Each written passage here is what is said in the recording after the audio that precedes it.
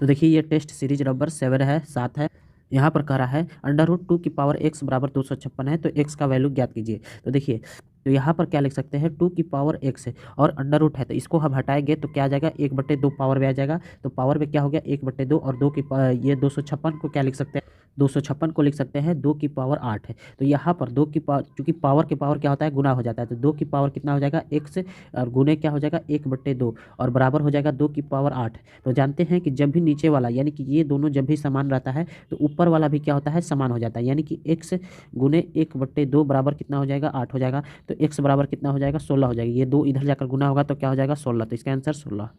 देखिए यहाँ पर ये a की पावर 4 प्लस b की पावर 4 बराबर a square plus b square दिया है, तो हमें इसका वैल्यू निकालना है। तो देखिए पहले हम क्या करेंगे कि यहाँ a की पावर 4 प्लस b की पावर 4 और ये हमारा इधर आ जाएगा, तो minus a square b square बराबर कितना हो जाएगा, 0।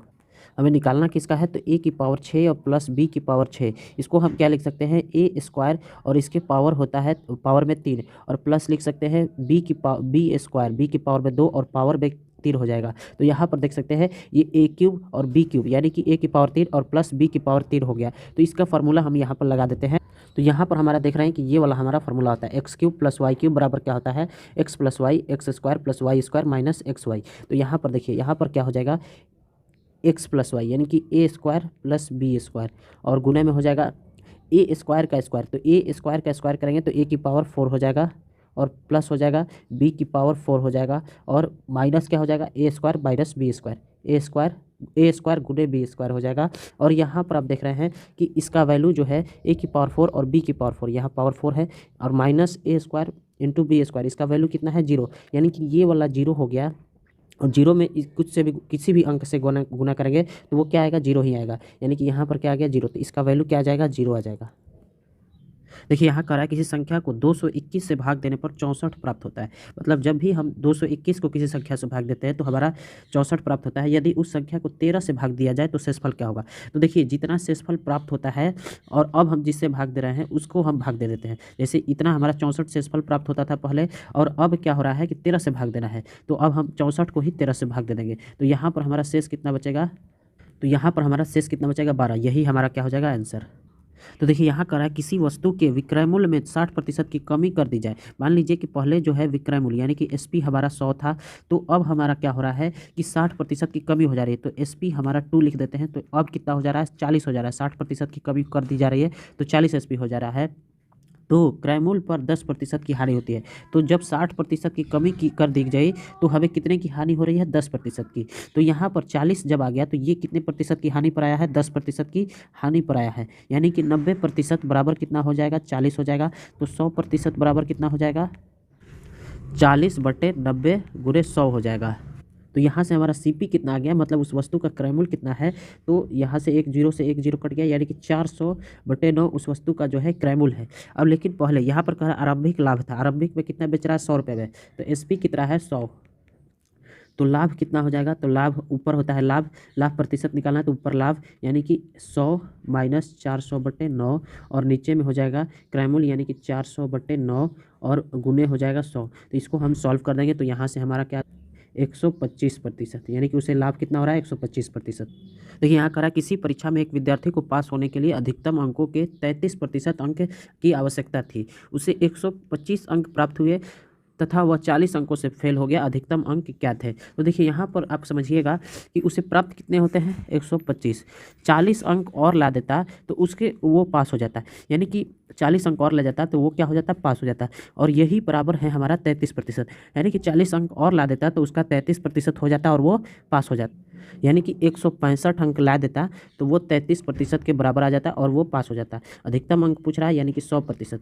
तो 100% बराबर कितना हो जाएगा, 165/33 गुने कितना हो जाएगा, 100। तो यहाँ से ये कट जाएगा आपका 5 बार में, तो अधिकतम अंक कितना हो जाएगा, 500। इसका आंसर 500। देखिए यहाँ पर कह रहा है यदि किसी आयताकार भूखंड की लंबाई में 5% की वृद्धि, लंबाई यहाँ पर लंबाई में कितनी की वृद्धि हो रही है, तो +5% तथा चौड़ाई में 10% की कमी, चौड़ाई में क्या हो रही है, चौड़ाई में क्या हो रही है, 10% की कमी हो रही है। तो इसके क्षेत्रफल में वृद्धि, तो क्षेत्रफल में वृद्धि पूछ रहा है। तो देखिए क्षेत्रफल क्या होता है, x गुने वाई हो जाएगा, यानी कि लंबाई गुने चौड़ाई। तो देखिए इनकी वृद्धि क्या, तो यहाँ पर क्या करेंगे हम x + y और प्लस एक्स गुने वाई अपन 100। जब दो वृद्धि हो रही हो या फिर एक वृद्धि एक घाटा हो रही है तो हम एक फार्मूला ये वाला यूज करते हैं, तो इसी को यहाँ पर हम यूज करेंगे। तो यहाँ पर 5 हो जाएगा, क्योंकि यहाँ प्लस है और यहाँ माइनस है, तो 5 माइनस 10 हो जाएगा, और यहाँ पर हमारा क्या हो जाएगा 5 गुने 10/100 हो जाएगा। इसको हम सॉल्व कर देंगे तो 5.5% की कमी हो जाएगा, यानी कि क्षेत्रफल में उसे इतने प्रतिशत की कमी हो रही है। देखिए यहाँ कर रहा है 2 नल पी और क्यू किसी पानी की टंकी को 12 और 15 मिनट में भर सकते हैं। यहाँ पर है पी और ये है हमारा क्यू। पी कितने मिनट में, तो 12 मिनट में, और क्यू कितने मिनट में, तो 15 मिनट में भर सकते हैं। तो टंकी की कैपेसिटी पहले निकाल लेते हैं कि टंकी में कितना पानी है। तो इसके लिए क्या करते हैं 12 और 15 का एलसीएम लेंगे, तो कितना आ जाएगा 60 आ जाएगा। और 60 को ए द्वारा भरने में मतलब 60 को जो है पी एक मिनट में कितना भरेगा, तो पी जो है 1 मिनट में 5 भरेगा, और क्यू कितना भरेगा, तो क्यू आपको 4 भरेगा। दोनों को एक साथ खोला जाता है, किंतु 3 मिनट बाद पी को बंद कर दिया जाता है। दोनों को एक साथ खोला जाता है, यानी कि दोनों को, यानी कि पी प्लस क्यू को एक साथ खोला जाता है, और किंतु 3 मिनट बाद पी को बंद कर दिया। लेकिन क्या होता है कि दोनों को पी को 3 मिनट बाद बंद कर दिया, यानी कि दोनों जो है 3 मिनट तक काम करेंगे, और प्लस बाद में आपका क्यू काम करता रहेगा। पी को बंद कर दिया गया, यानी पी और क्यू दोनों मिलकर 1 मिनट में कितने काम करते हैं, 5 और 4 9, 9 गुने 3, यानी कि दोनों मिलकर कितना काम कर चुके हैं 27। अब बचा हुआ काम केवल और केवल कौन करेगा, क्यू। तो 60 में से हम अगर 27 को घटा देते हैं तो यहाँ पर कितना बचता है काम, 33। तो 33 काम कौन करेगा, क्यू करेगा, यानी कि क्यू 1 मिनट में कितना काम करता है 4। तो 33 काम को करने में उसको कितना देर लगेगा, तो 33/4, यानी कि यहाँ से कितना आंसर हो जाएगा 8 1/4, यानी कि 8 चौके 32 और 1 33, यानी कि क्यू द्वारा कितने देर में काम किया जाएगा, तो 8.1/4, ऑप्शन नंबर डी सही। देखिए यहाँ करा 2 रेलगाड़ी 6:7 के अनुपात में है, यदि दूसरी रेलगाड़ी 4 घंटे में इतना चली, यानी कि दूसरी जो रेलगाड़ी है उसका आप गति निकाल लेते हैं, तो 364 बटे कितना हो जाएगा 4, यानी कि ये 4 से कट गया, 4 और 36 91 92, यानी कि दूसरी रेलगाड़ी की जो गति है 6:7 है, तो ये 7 बराबर कितना है 91 है।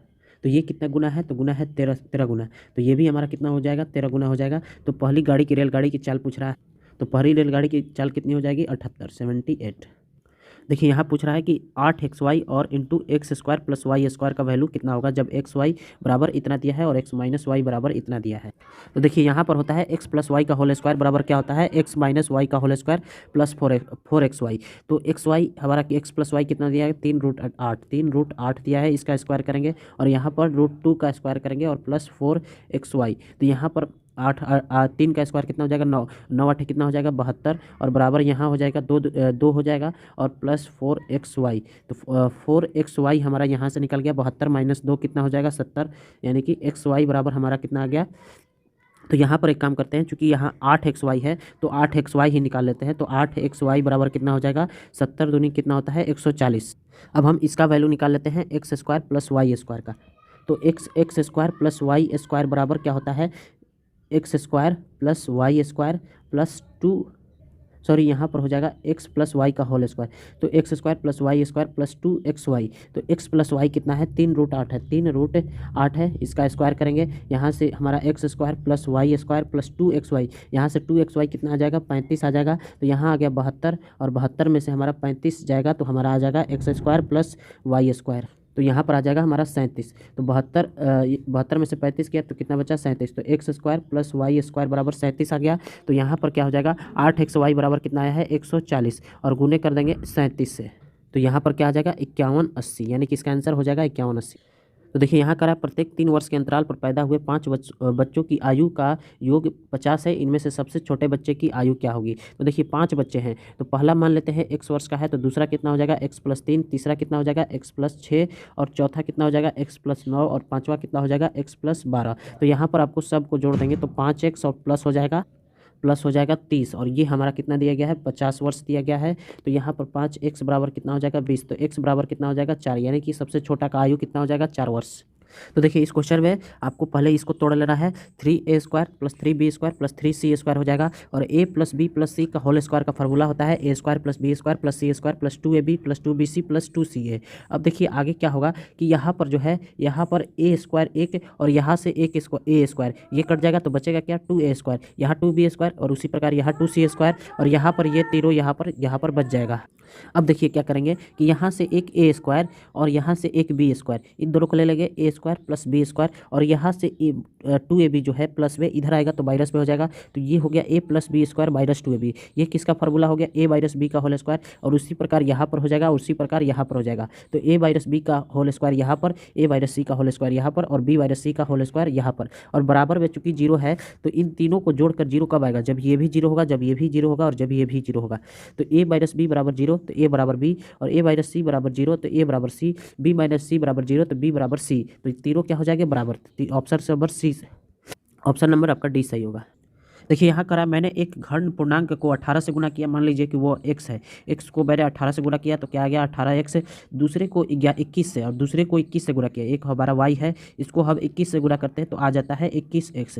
तदोपरांत दोनों गुणनफलों को जोड़ दिया, दोनों को क्या कर दिया गया, जोड़ दिया गया, यानी कि 18x प्लस क्या हो जाएगा 21x।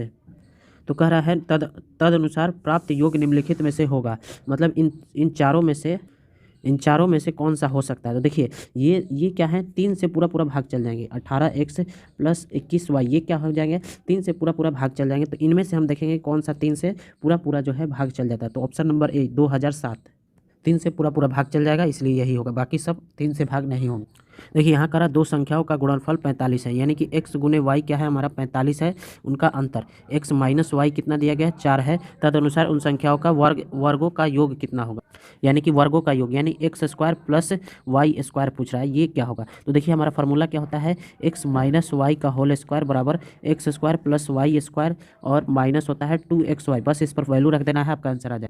देखिए यहाँ करा 3 अलग अलग चौराहे पर यातायात से संबंधित बत्तियाँ 24 सेकंड, 36 सेकंड और 54 सेकंड के बाद रंग बदलती है, यदि वे तीनों 10:15 प्रातः के समय पर साथ रंग बदलती है, यानी कि इस समय जो है तीनों जो है एक साथ रंग बदलती है, तो अगली बार तीनों एक साथ कब समय रंग बदलेंगी। तो देखिए इसमें कुछ नहीं, 24, 36 और 54, इन तीनों का लसन निकाल देना है, यानी कि एलसीएम निकाल देना है। तो एलसीएम आ जाएगा 210, सॉरी एलसीएम आ जाएगा आपका 216। तो 216 को हम क्या लिख सकते हैं, 216 को हम लिख सकते हैं 3 मिनट, क्योंकि 3 छक्के 18 हो जाएगा, और यहाँ पर 36 सेकंड और बच जाएगा। तो 3 मिनट 36 सेकंड बाद, 3 मिनट 36 सेकंड बाद वो पुनः रंग बदलेगी। 15 और 3 कितना हो जाएगा 18, 18 36, यानी कि ऑप्शन नंबर बी सही। देखिए यहाँ कह रहा है ए और बी किसी एक कार्य को 8 दिन में कर सकते हैं, ए प्लस बी ये दोनों मिलकर 8 दिन में कर सकते हैं, बी और सी उसी कार्य को 12 दिन में, यानी बी प्लस सी कितने दिन में कर सकते हैं 12 दिन में, और सी तथा ए उसी कार्य को 8 दिन में कर सकते हैं, और सी और ए उसी कार्य को कितने दिन में 8 दिन में कर सकते हैं। तो पहले तो निकाल लेते हैं पूरा कार्य कितना है, तो तीनों का क्या लगे, हम एलसीएम लगे, यानी लघुत्तम निकालेंगे। तो 8, 12 और 8, 8, 12 और 8 का लघुत्तम कितना आ जाएगा 24, यानी कि पूरा काम कितना हो गया 24। ए और बी मिलकर एक दिन में कितना काम करते हैं, तो 3 काम करते हैं, 24 डिवाइडेड बाई 8 करेंगे, 24 को 8 से भाग देंगे, तो एक दिन में ए बी मिलकर 3 काम करते हैं, बी सी मिलकर कितना काम करते हैं 2 काम करते हैं, और सी और एक मिलकर कितने काम करते हैं 3 काम करते हैं। तो देखिए पहले तो निकाल लेंगे तीनों मिलकर, यानी कि 1, 2 ये तीनों मिलकर एक दिन में कितना काम करेंगे। तो यहाँ पर देखिए यहाँ पर ए है और तीनों को जोड़ेंगे तो यहाँ पर हो जाएगा 2 गुणे ए प्लस बी प्लस सी, और बराबर 3, 2, 5 और 5, 5, 3 कितना हो जाएगा 8 है। तो क्योंकि यहाँ पर एक ये है और एक ये है, एक बी ये है और एक बी ये है, तो 2, 2 है तो 2 कॉमन निकल जाएगा, तो ए प्लस बी प्लस सी बराबर कितना आ जाएगा 4, यानी तीनों मिलकर एक दिन में कितना काम करेंगे 4 काम करेंगे। तो उन्हें करना कितना काम है 24 काम करना है। एक दिन में 4 करते हैं, तो एक दिन में 4 करते हैं तो 24 को हम 4 से भाग दे देंगे, यानी कि पूरा काम जो है 6 दिन में, यानी तीनों मिलकर कितने दिन में काम करेंगे 6 दिन में। देखिए यहाँ करा एक तांबे का तार मोड़कर वर्गाकार बनाया गया, एक तांबे के तार को क्या बनाया गया वर्गाकार बनाया गया, क्षेत्रफल 81 सेंटीमीटर है, यदि उसी तार को मोड़कर अर्धवृत्त बनाया जाता है, ये हमारा क्या है ये हमारा अर्धवृत्त है, इसी तार को मोड़कर यहाँ पर अर्धवृत्त बनाया जाता है, तो कह रहा है तो उस अर्धवृत्त का त्रिज्या क्या होगा, तो हमें इसका आर निकालना है, यानी कि रेडियस निकालना है। तो देखिए ये 81 है, तो इसका क्षेत्रफल कितना है 81 है, तो हमारा क्षेत्रफल क्या होता है ए स्क्वायर होता है, तो ए स्क्वायर बराबर 81, तो ए बराबर कितना हो जाएगा 9, तो ये हमारा 9 है, ये भी 9 है, ये भी 9 है, ये भी 9 है, तो इसका जो परिधि है वही इसके बराबर होगा, क्योंकि वही तार को मोड़ कर बनाया गया है, तो इसका परिधि कितना हो जाएगा 36, तो इसका भी परिधि कितना हो जाएगा 36। तो देखिए यहाँ पर अर्धवृत्त का परिधि कितना होता है, तो पाई आर और प्लस कितना होता है आर, प्लस होता है 2r, पाई आर प्लस होता है 2r, ये होता है किसका अर्धवृत्त का परिधि, और यही हमारा किसके बराबर है 36 के बराबर।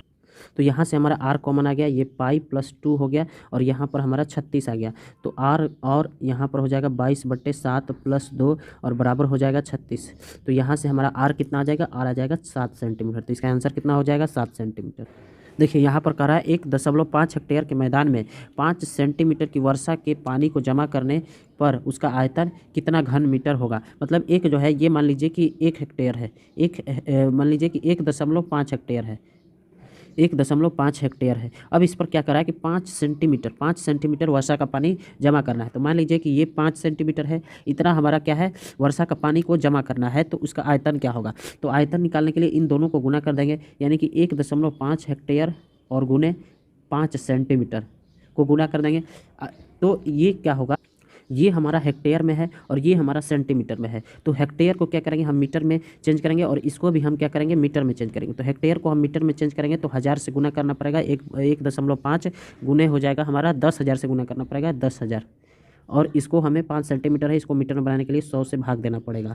तो यहाँ से ये दोनों कट गया, तो यहाँ से हमारा कितना आ जाएगा, 750 घन मीटर।